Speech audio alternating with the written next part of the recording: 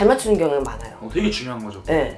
그러니까 이런 분들의 성향이 대부분 이제 직장 생활하시는 분들이 많을 거예요. 영업하시는 분들이나 이런 성향이 있는 분들은 돌아다니는 직업이 낫거든. 오히려 사람 상대. 안녕하십니까. 안녕하세요. 네. 오늘은 2023 하반기에 또 운세 알아볼 건데 네. 이 상반기부터 해서 지금까지 워낙 경기도 힘들고 하니까 네. 하반기 운세를 좀 미리 또 알아보는 시간을 가져볼 거예요. 네. 그래서 선생님 또 애동대하시기도 하고 또 신점으로만 점사를 보시는 분이니까 네. 하반기에 선생님 보셨을 때 좀 대박 날 것 같은 띠, 좋은 띠가 있다면 어떤 띠가 있나요? 돼지띠도 좋아요. 돼지띠 분들? 네. 그럼 우리 돼지띠 분들 운세 알아보기 앞서서 네. 우리 돼지띠 분들은 좀 어떤 성향, 성격, 특징 가지신 분들이 좀 많아요? 돼지띠 분들이 소심한 분들이 되게 많아요. 은근히? 네. 이게 되게 외면적으로 이렇게 막 밝으신 분들도 있는데 그런 면에 소심한 면이 되게 많아. 그래서 남 눈치를 좀 많이 보셔. 그리고 특색은 안 좋은 거는 좀 게으른 분들이 좀 많아. 그러니까 노력을 하는 만큼 꼭 코앞에서 놓치는 경우가 많아요. 왜냐면 앞에서 좌절을 하거든. 안 돼. 놔버려. 거의 다 하는데. 네. 그러니까 어떻게 보면 시작은 어느 누구보다 빠르고 시작은 좋은데 마무리가 잘 안 되죠. 그게는 포기가 빠르다는 얘기야. 그리고 이 성향을 좀만 고치면 제가 보기에는 돼지띠 분도 괜찮거든요. 올해 나쁘진 않아요. 해년이 도와주는 해년인데 그만큼 내가 노력을 해야 돼. 노력 없이 얻어지는 결실은 없거든요. 근데 돼지띠 분들이 좀 그런 성향이 좀 많아. 돼지띠 분들은 약간 좀 일에 대한 좀 실증을 좀 빨리 느끼시는 분들 좀 많겠네요. 그쵸. 이 일하다가 또 저리로 가고 이런 식으로. 한 움으로 두건 못 파. 그리고 떠돌이 분들이 많아서요. 이게 여기서 1년, 여기서 잠깐, 여기서 잠깐. 그러니까 어떻게 보면 정착을 제대로 못 하시는 경우가 많지. 오케이. 그럼 돼지띠 분들의 반대로 조금 그래도 이분들만의 좀 장점이 있다면 어떤 게 좀 있을까요? 장점이라면 온온한 성격? 융화는 잘 돼요. 사람들과의 사이가. 네, 왜냐면 사람들의 그 비율을 잘 맞추는 경우가 많아요. 되게 중요한 거죠. 네. 그러니까 이런 분들의 성향이 대부분 이제 직장 생활하시는 분들이 많을 거예요. 영업하시는 분들이나 이런 성향이 있는 분들은 돌아다니는 직업이 낫거든.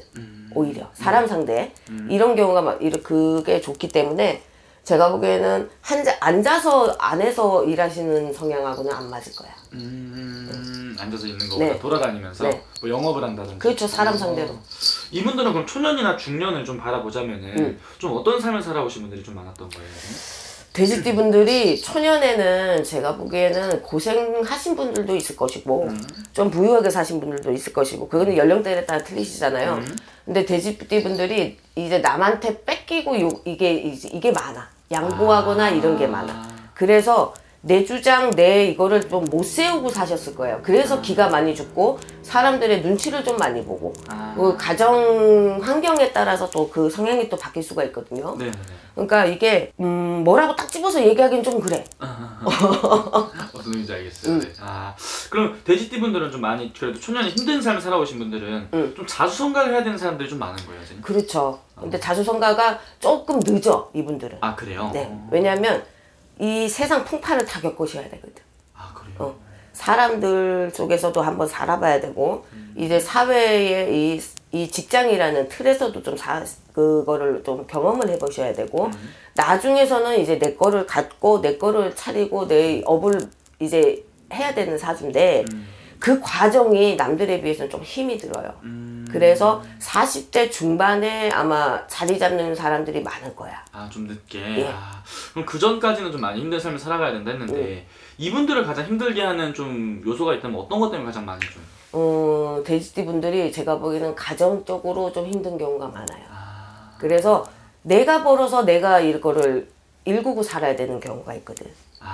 부모를 공양을 해야 된다든지 형제까지 내가 이렇게 다 해야 된다든지 이런 경우가 있어요. 가장이 아니어도 가장의 역할을 해야 되고 장남이 아니어도 장남 역할을 해야 되고 그런 좀 환경이 좀 어떻게 보면은 집안 환경 때문에 좀 고생하시는 분들이 많지.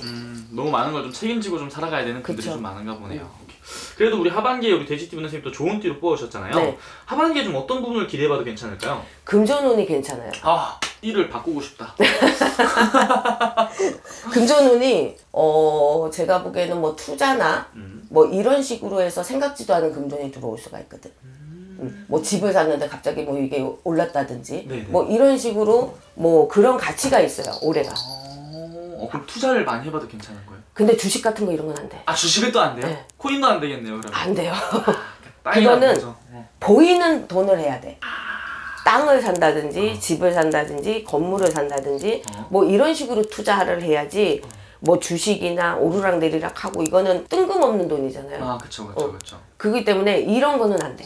아 보이는 걸로 네. 투자를 하면 금전이 좋다. 네. 그러면은 우리 돼지띠 분들 중에서 예를 들면은 65세로 치면은 그 나이가 아무래도 정년퇴임을 하고 나서 또 새로운 도전이나 이런 걸 많이 하는 나이잖아요. 그쵸. 그럼 좀 새로운 사업을 한다든지 뭐 장사라든지 좀 새로운 시작 이런 것도 괜찮을까요?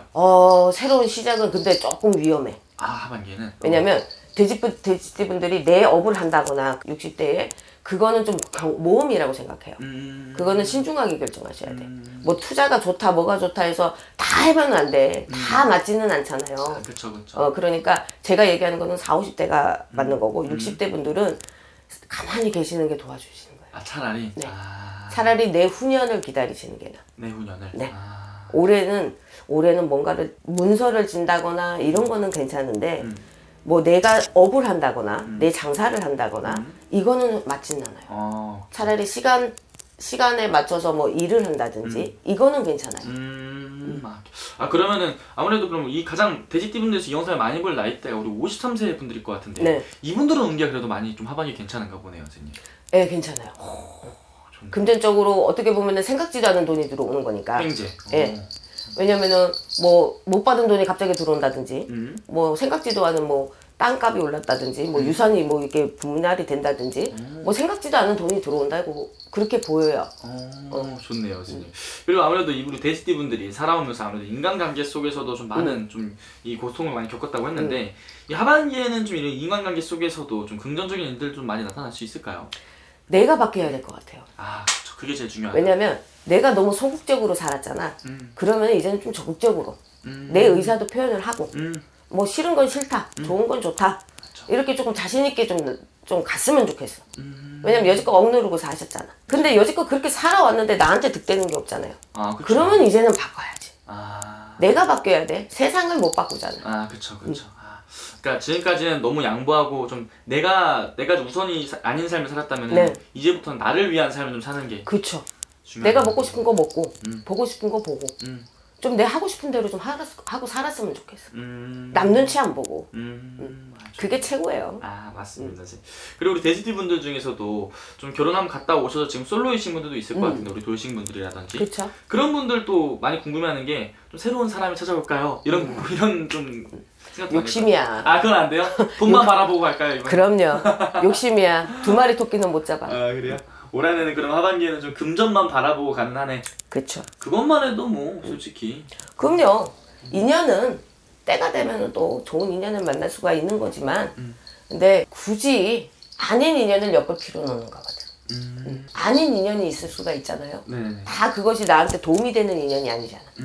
근데 올해에 들어오는 인연은 그렇게 좋은 인연은 아니에요. 그렇기 때문에 좀 피하시는 게 좋지. 아 그러면 선생님 그럼 좀 연애나 사랑 쪽으로도 말고 일적으로도 좀 들어오는 약간 이런 동업이라든지 이런 쪽으로 들어오는 사람도 좀 안 좋은 인연으로 들어오는 경우가 많은 거예요? 그거는 나하고의 동업이잖아. 네네. 일적인 관계잖아요. 네네. 일적인 부분은 괜찮아요. 일적인 근데 부분이죠. 일적인 부분에서 이게 공과 사가 분명해야 되는데 공이 사가 돼버리면 안 되는 거야. 그러면은 또 얽히고 설키고 금전에도 얽히고 설키게 돼버려. 그러니까 일은 일, 사랑은 사랑. 이렇게 가셔야 돼. 죽어라 하반기에 일해서 돈만 벌어라 이거네요 선생님. 올해는 네. 금전이 따라주는 해년이기 때문에. 맞습니다. 오케이 알겠습니다. 그럼 오늘 이렇게 쭉 말씀해 주신 정말 이 띠만 보고 이렇게 말씀을 해주신 거잖아요. 네.